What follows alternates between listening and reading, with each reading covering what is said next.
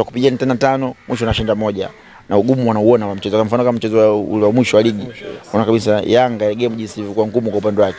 Lakini quality kama mpaka kupata alama 3. Kwa hiyo wanajua nini kinakuwa baada ya kuwa wao wanazungumza. Kwa sasa hivi acha hivyo, kuna mechi pia Yanga shie kufungwa 2 bila. Kwa mazungumzo kama hayo mpaka wenyewe kwa wenyewe kaanza kujibidishana kama tumekosea, tumefanya mechi imekuwa ngumu kwa sababu tumeongea maneno ambayo tumapa nguvu mashabiki wao, yani wachezaji wao, hasira, jazba. Kwa sasa hivi wanaona kila mtu ajiandae kimbinu, kimya pitch ya dakika 90 ndo ikaamue nani azungumze.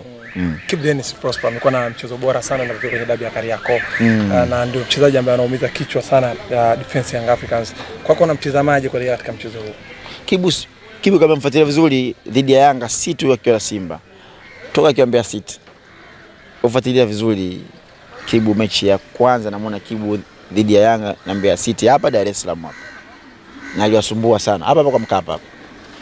Aliwasumbua sana hapa. Mechi nyingine mpaka anakwenda kule Mbeya pia amekuwa na nyakati nzuri dhidi ya Yanga, sio tu akiwa Simba, toka akiwa wapi yuko Mbeya City.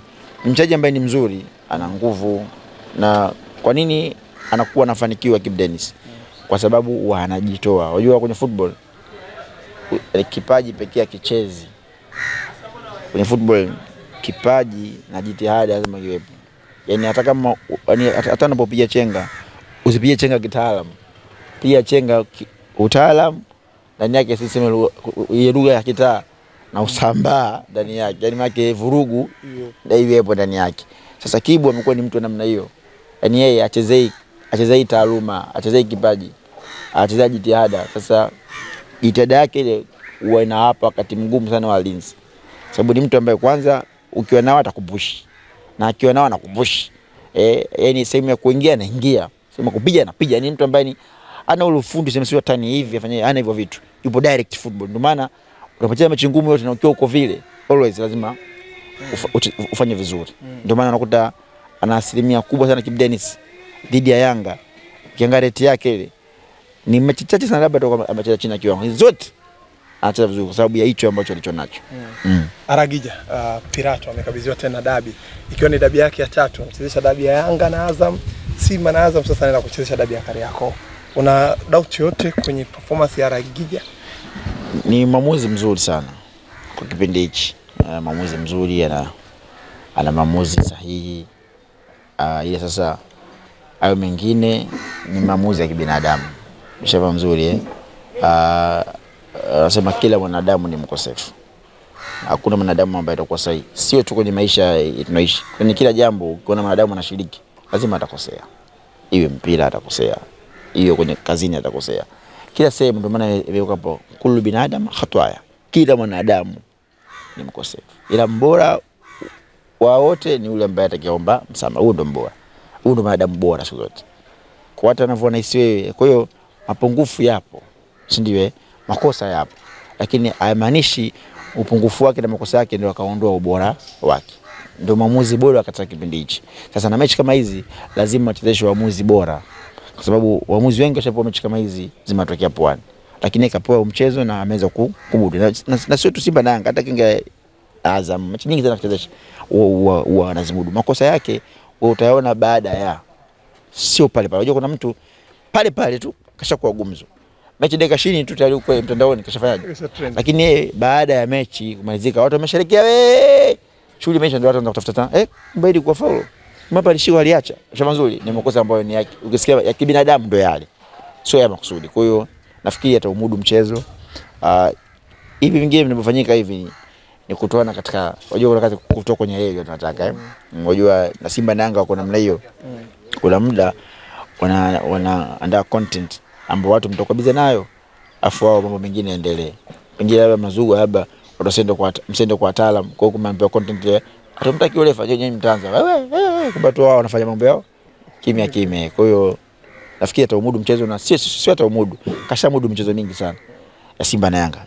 Na sidhani kama katika mechi 10 mchezesha basi ni mechi 1 ama 2 ndio ambazo walizolalamikiwa. Lakini kikubwa zaidi wao walicholalamikia sio maamuzi mabovu, kwamba wao walilalamikia kwamba hajawahi kupata matokeo mechi dhidi ya Yanga refa akiwa arajike. Sasa huo si hiyo yenyewe arajike au yenyewe wabovu. Unakata bidi uangalie tena ubovu wako, usiangalie sababu. Na mara nyingi kwenye maisha kutafuta sababu tu utafanikiwa. Tazama kasoro yako wewe. Kwa nini imefungwa? Hiyo ndio wanao wazungu. Wazungu wakifungwa wasemi tu refa ni wachache sana. Na masuala refa wazungu wataachia waamuzi. Shamba nzuri au ni makocha wachache sana anaweza kalamkia waamuzi. Tena baada ya kuona sasa hana budi kashazidiwa huko, ana jinsi itabidi za kufanya alalamiki. Lakini wengi wanaangalia wapi ambapo tulipoteleza ili tufanyie masahisho baadaye tuweze kuwa bora zaidi. Kwa sidhani Simba kama labda masahisho yao eti ni marefa ndio wamefungisha katika hizo mechi nyingi mfululizo. Sio marefa, ni wao waangalie game approach yao nini wafanye ili waweze kupata matokeo dhidi ya Yanga. Cha kwanza ni kuheshimu tu Yanga, kujua kama Yanga na quality, wana ubora. Wasiende na akili zao za kitoto. Wasijiongopee. Yanga na quality, wana ubora. Kwa hiyo waangalie game approach yao ipi ambayo itawapa manufaa ya wao kupata pointi 3, sio kulalamikia waamuzi. Ricardo, turejea kwenye kibano. Tumeona Haji Manara alifungiwa miaka 2 baada ya kupishana kauli na rais. Naam, Sheikh Muhammad Wa shirikisho. Lakini pia Ali Kamwe naye taarifa za sio rasmi ambazo ziko mtandaoni, Ali Kamwe anafungiwa. Tunasubiri statement kutoka kwenye shirikisho. Kwako una neno gani juu ya taarifa hizi? Lakini unaiona nafasi ya Haji Manara kurudi kwenye kile kiti? Cha kwanza si jambo jema kuliongelea jambo ambalo halijakuwa rasmi. Maana yake sasa kwanza ubaya yake ni nini? Kulizungumzia jambo ambalo lisiokuwa rasmi linakuwa liko pande mbili. Kuna wanaotetea na kuna ambao hatetei. Maana yake sasa kama kweli kamati ilikaa kutoa maamuzi haya, si ndio inapochuja hii habari, maana yake sasa kwamba watu watatetea. Pengine ikakosekana haki ya kila mmoja katika hili kutokana na jambo kuvuja. Mfano, pengine kamati ilidiscuss hivyo, lakini waliweka option ya kumsamehe, si ndio msemaji. Sasa limevuja jambo kama hivi, ujui sengine litajengea chuki kiasi gani kamati. Waza kuona kwamba kwa hiyo tukimsamehe huyu itakuwa kama sisi tumeshini, si ndio tumeshini. Kwa hiyo si kitu kizuri unajua kuna habari ndio mara nyingi sana ninapofanyaga, hata kama unatoa taarifa ambayo unajua hii taarifa ndani yake na kwenda kumkandamiza mtu, haina haja kuitoa kwa kuifungua kabisa. Ndio natoa kwa kodi. Shamba nzuri maana yake pia inalinda pia heshima ya ule mtu. Unapoifungua habari kama hiyo inaweza ikaleta mtihani, kwa sababu hapo mpaka sasa hivi unawapa wakati mgumu sasa kamati, kwa sababu washapata ambushi huku, wamekuta kwamba asilimia kubwa watu wengi hajalipokea vizuri, wamepokea katika njia mbaya, na njia yenyewe katika kumtetea mhusika kwamba jamani mnakosea. Sasa hapo kamati sasa ina mawili. Tukisema tumemsamehe, kwa hiyo kama watu wameshinikiza. Tukisema tumfungie, ipi bora? Kwa tangalia kichoko bora kwa wao. Tusikilize watu au tuonekane sisi tunafanya kazi. Kwa sababu sisi kama muasili yule ambaye ndio ajira yake, ndio maisha yake, ndio kapatia maarufu wake. Shamba nzuri.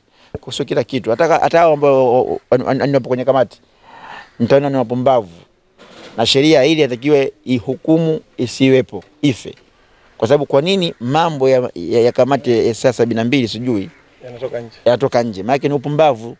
Kwa hiyo kosa la kwanza wao wenyewe watakiwa wapewe adhabu kwanza. Kani kama mimi ndio natoa adhabu na mimi nafungia hata miaka 5 kwa sababu wenyewe ni upumbavu. Jambo kama hili kwa nini litoke nje? Maana pia mmefanya upumbavu manaki. Kwa sababu mmeita watu kwa siri, mmekaa pale, mmezungumza. Kwa ndani ya kamati yenu kuna mtu ambaye sio mtu mzuri naye pia katoa zile taarifa. Na naye ile taarifa naye kila mtu anataka breaking news. Atakaye wa kwanza kila mtu. Uenda. Nini uenda? Maana mtu anapoza na uenda. Ushafahamu mzuri? Mwingine yule asisitiza. Simtoe taarifa, mbona amsemi chochote. Wengine imepangwa mpaka baada ya dabi. Na hii si kamati ya masaa 72. Kwenda kama na yeye ile taarifa imetoka lini? Imetoka majuzi. Kwamba sasa hivi hajafika masaa 72. Na siku ya pili. Kwa masaa mangapi? Masaa bado siku 3 atakiwa. 48 siku 3. Kesho ndio kama 72. Ndio maana kesho imeachwa. Kwa baada ya game ndio wananiliwa. Tafsiri yake ni Jumatatu. Mimi nafikiri sioni haja tena ya hukumu kuwepo. Kwa binadamu. Lakini hapa Mo hamna hata kisheria. Hata kisheria. Mbona Manara alifungiwa? Nisikie vizuri. Iko hivi, ya Manara ulisikia? Kwamba ulisikia Manara kama atafungiwa miaka miwili? Hapana, tulisikia tu ataitwa kwenye kamati. Akaitwa baada hapo ikatoka hukumu si ndio Kwa watu wengi walianza kudiscuss hukumu ikifanyaje imetoka. Sasa huyu tetesi zimeanza kutoka za hukumu yake miaka miwili. Sema nzuri, maana yake wao wenyewe pia wana makosa. Sema nzuri, sheria hauwezi eti taarifa ambayo ya mtu mlomuita kwenye kamati. Wangetaka hivyo basi wangefanya mkutano hadharani. Wangeita press pale. Bwana alikamwa tunakuhukumu sio nini na nini. Baada hapo kwani tuangalia kufungia miaka miwili. Tungesema kweli. Lakini umuita faragha. Kwa ile mambo itakiwa yafa jaishe. Hata kama hukumu imetoka, wamalizane wenyewe. Mbona wametangaza haya tumemkuta hana hatia. Hamna doubt yote. Lakini nao sasa hivi hapa mfano ikatokea watasimamaje wao? Wanasema kwamba tumemkuta hana hatia. Maana yake hapo si lazima tunataka kwamba kuna wengine washokufungiwa makosa ya kwanza usishisho na mpira. Shafa nzuri.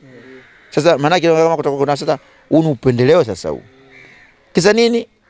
Kwa kuwa mmeshindwa kukaa na jambo lile la faragha kila mtu kulijua. Itakiwa hivi vitu vitokee siku ambayo wanatangaza ndio tujue. Kasamehewa kumbe ana hatia sawa haina shida. Kwa nini afu sema zaidi inavuja? Ahmed Ally ana hatia. Alikamwe uone atafungia miaka wewe uone miakaje hiyo. Lakini ni kesi mbili tofauti. Sawa. Kama Ahmed Ally ameshtakiwa na Yanga. Unajua washinda kuelewa. Yaani kesi mbili yani mfano Yanga kacheza klabu bingwa ya Afrika na KU nani JKU Zanzibar. Simba kacheza na Zamalek. Simba kafa Yanga kashinda. Yanga atakwambia kwamba mechi ya JKU. Hiyo ni klabu bingwa bro. Mimi shakona nusu finali. Wewe umetoka shaifa mzuri. Ndio. Pale usiangalie kwamba kesi vyo vyao wale. Watu wa klabu gani? Simba na Yanga. Unaposema huyu hukumu yake umeona tofauti hapo. Na pia weke sheria hizi hukumu zinakuwa yani hizi hukumu zinatokana na nini? Mfano kama umhukumu hali kwa kile alichokiandika, huo ni upumbavu. Kama umhukumu kile alichokiandika, huo ni upumbavu. Hali ushai kufuatilia page za Tajo Ulaya? Ndio. Kwa mtu mmoja Tom Cruise huyo, alikuwa na comment vitu vya kipuzi kuhusu soka. Lakini ni mtandao wa kijamii, ni yale ni maisha yake binafsi. Ushafahamu vizuri? Lakini kama anaongea ile maneno kwenye press, maka hiyo ipo kazini official. Kama kaongea baada ya mchezo ndani ya pitch kazungumzia, hapo atakiwa mhukumu kwa hicho kitu. Haiko kwenye mtandao wa kijamii. Ani kuandika mkate, kuandika nini kwenye mtandao wa kijamii. Sasa hivi tena mtu mpaka mchezo utafika pindi hapa watahukumiwa watu kwamba msemaji Ahmed Ally kuna siku livaa singlet na boxer. Unaitwa kwenye kamati ya masaa 72. Ukiwa kama msemaji sio sheria. Huyo ni mtandao wao wa kijamii. Afu na wakati ya wasemaji wakiwa kwenye mtandao wa kijamii, wafuatilie vizuri. Wanakuwa ni mashabiki. Hawai wasemaji. Afu na muda wakiwa kwenye hizi pale ndo wanakuwa wasemaji. Ushafahamu vizuri Kwa sasa tusihukumu kutokana na mitandao. Mfano kama ile kauli ya Ahmed Ally. Ile jaandika ile kasema. Yeye alisema kwenye press ambayo ni ya nchi na mzungu inamsikiliza. Lakini hukumu ya Ally kaandika kama ndio ile kaandika. Na kaandika kama wanavyoandika watu wengine kusema kwamba kwa sababu nishakumsikia nani alisema gani Ahmed alisema kwamba tumecheza mechi 10 ngapi ligi amna malalamiko yote ya waamuzi wala nini. Kuna timu hiyo ikicheza tu utaanza kufanyaje? Kulalamika na bado utalalamikia kila sehemu. Kila sehemu unafaje? Ni maneno ya kimpira. Sasa ikiwa kila neno tunalichukua tunaniliwa. Na kusema kweli hao wenyewe wanajua ukweli. Hii ligi mkate upo. Mkate kweli upo. Wenyewe wanafahamu. Mimi nishakwambia mtu ngambia hili jambo kwa nini alifi Ally? Hili jambo alifi kwa sababu wao kuna watu wao wenyewe pia nao wanahusika na hayo mambo. Yaani wanajua kabisa kwamba leo hapa mkate upo, wanafahamu. Sasa mtu ambaye anafahamu kitu ni ngumu. Yaani mfano kama wewe mjue mpenzi wa mwanao. Utakasia kirudi saa za usiku. Sasa utamuuliza hivi mwanangu umenulia zege ama? Uweze ukasirika. Ile majirani anaanza mtoto anaheshimu wazazi wake, mtoto ana adabu kabisa. Anarudisha hapo usiku manane na marenji. Kumbe mzazi mwenyewe anajua. Pengine baba mimi natoka akaniita mwenzangu, haya basi usichelewe kurudi. Shefa vizuri. Anajua. Sasa yatakiwa hivyo vitu tuviangalie katika njia nzuri. Mambo ya faragha yabaki faragha. Afu mpaka kifika wakati wake tujuzwe, watu tujue. Tuache umbea. Na hii kila mtu mimi nchi yangu tabia moja. Yaani nchi yangu kuna watu ambao kila mtu anapenda kuonekana yeye yupo same fulani nyeti. Kuna wakati mwingine mtu atakupa habari za serikali yani. System. Ukasikia mtu akwambia nakupa. Yule mtu akai. Wengine wakikana na wake zao. Mimi nakwambia bwana mpenzi, wajua tumemfungia Alikamwe. Baby kweli, tumemfungia tu kamili. Kumbe ni mpenzi na yule ana shoga yake naye shangia shemeji yake huko Alikamwe. Wewe nasikia kafungia kama wewe. Za ndani nakupa. Kumbe jitu limekaa tu huko limetaka kuonekana ile inalipo kwenye kabati masaa mangapi? Yaani ndio tumekuambia. Yaani vitu ambavyo vya faragha mtu. Shanzo ile nimekuwa nanielewa. Watu wasema mbona wewe unatoa nyeti? Mimi ninaposema jambo sisemi kwenye athari. Yaani simwaribii mtu. Ambao kuna siku moja sababu mwanzo nisho kufanyaga hivyo nilikuwa tabia nikipoa jambo na mention mtu kabisa. Sasa na mawili mdangenge waga alitokea lile au mdangenge mtu analiwahi analizima. Unaonekana yeye ni mtu mbaya. Mfano kama leo mimi nipewe habari labda mchaji fulani na mloga mtu fulani. Alafu mimi nianze ali mzuri na mloga momo. Unaionaje hiyo? Lakini unatia kodi bwana. Nasikia bwana kiungo mwezie bwana analalamika pia sana misumari kiungo nani? Bwana mjue kiungo. Sasa nyinyi ambao mnafuatilia pale ndio mtadoti. Kiungo nani? Ila kidogo nitaelekeza kodi ili mpate kudoti huo. Yaani msende mbali na fikra. Fulani nini? Fulani umeshafa nzuri lakini pale siathiri maisha ya nashukuru.